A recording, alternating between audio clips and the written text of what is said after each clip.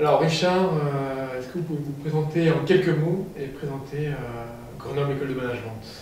Voilà, oui, effectivement, je suis professeur à Grenoble École de Management, où je dirige un institut qui est celui de l'entreprise 2.0, c'est-à-dire qui réfléchit à des propositions à la fois en termes de recherche, de formation et de construction de connaissances nouvelles sur les nouveaux modèles d'entreprise, ce qui implique une nouvelle forme de management, une nouvelle forme d'organisation, et les enjeux sont assez forts.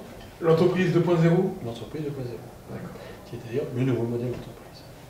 Et donc dans cet institut, on travaille, et Grenoble École de Management est là un biotope, c'est-à-dire c'est management, technologie, innovation, c'est ça les trois génomes de base. Et dans une école dans laquelle il y a plusieurs écoles, l'ESC, une école doctorale, une école internationale sur un master, et puis une école dans laquelle l'ITMCMF est partenaire, qui est l'EMSI, l'école de management de systèmes d'information, dans laquelle j'interviens aussi sur ces questions-là.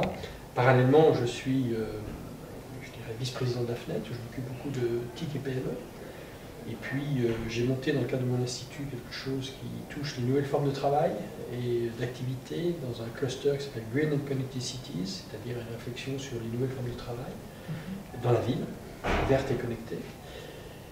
Je suis également, comme tout professeur, presque partenaire dans une société de conseil qui s'appelle Next Modernity, qui accompagne les entreprises dans leur transformation vers le modèle de la social entreprise, du social business, par l'usage des médias sociaux.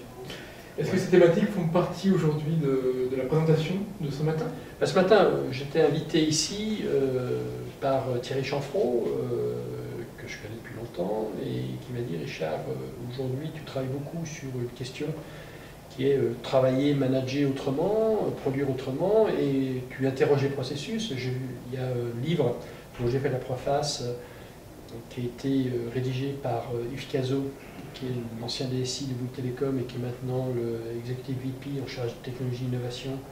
Et son bouquin s'appelle Processus et entreprise 2.0, innové par la collaboration et l'e-management. Ce bouquin, il m'a fait l'amitié de me demander d'écrire la préface, et ce bouquin vient d'obtenir le prix du livre du management.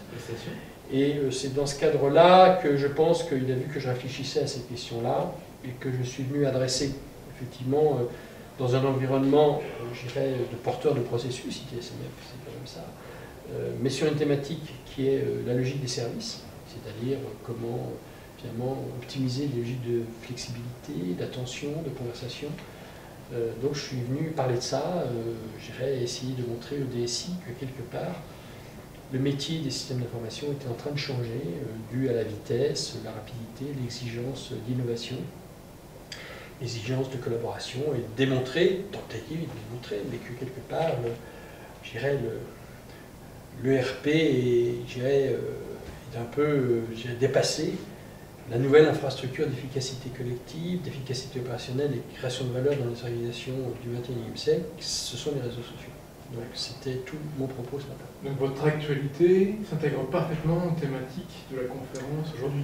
Oui, d'autant plus que je pense que la logique de service, aujourd'hui, l'enjeu des DSI, c'est de répondre aux besoins de ses clients, multiples, directs dans l'entreprise, mais aussi permettre finalement à l'entreprise d'anticiper finalement cette transformation formidable du marché qui deviennent des conversations.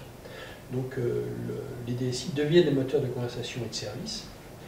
Et donc j'ai essayé de montrer que quelque part on était à un moment de basculement tout à fait important dans les pratiques, dans la vision des choses, et que de passer effectivement de la coopération, coordination à la collaboration, c'est pas facile, mais c'est une exigence, et que c'était finalement les enjeux du service, c'est ça.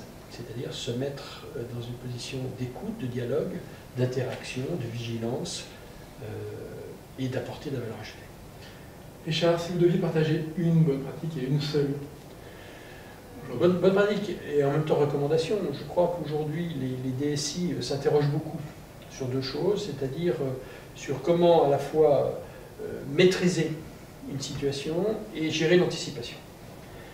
Et pour gérer l'anticipation et maîtriser en même temps une chose, il faut faire confiance aux gens.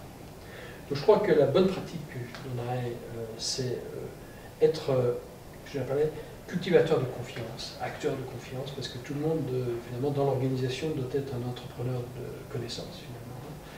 Et peut-être la bonne pratique que je recommanderais de façon ponctuelle, c'est qu'aujourd'hui, beaucoup de DSI, par exemple, bloquent l'accès aux réseaux sociaux externes, type LinkedIn, Facebook ou d'autres. Spécialement dans les grands groupes.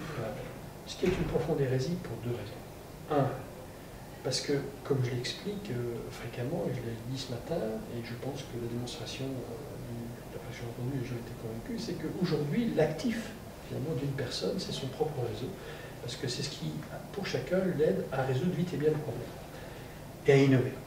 Donc, quand on vient avec son réseau Facebook, son réseau LinkedIn, eh ben, on vient avec un actif, c'est-à-dire que quelque part, c'est un actif important pour la société.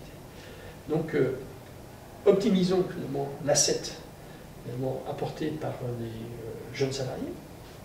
Puis en plus, si on veut les garder, on a intérêt à le faire aussi. Donc, bonne pratique, c'est ça la recommandation. La consumérisation.